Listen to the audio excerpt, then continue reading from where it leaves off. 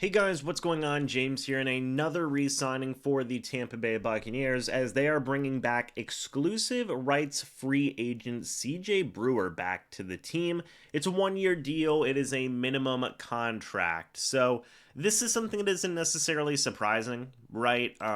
Yes, it does continue the theme of, hey, the Tampa Bay Buccaneers are re-signing all of their guys, but this was a very easy move for the Bucs to make, right? It's a very inexpensive just guy to get in for camp and see what he could do possibly as a backup. CJ Brewer actually played 12 games for the Bucs in 2024. He actually had 2 sacks, 12 combined tackles, 3 quarterback hits, and 3 tackles for loss. Bet you guys weren't expecting that, but I wasn't, certainly. But CJ Brewer, hey, has done a couple of nice things as a backup defensive lineman, still only 27 years old, and is going to be competing for a roster spot going forward, right? And with Will Golston and not necessarily knowing what his future may hold, maybe Brewer does have an inside track to make the Buccaneers roster this upcoming season whenever you pair it up with the fact that in limited capacity, he did do some interesting stuff, right? That is an interesting thing for me. 6'2", 290 pounds, so very similar build to a guy like Logan Hall.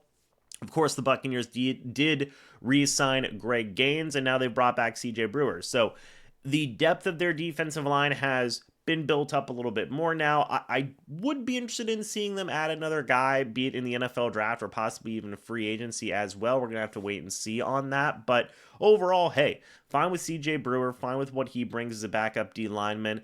Had a couple of nice stats in there, right? Couple of sacks in there, couple of tackles for loss.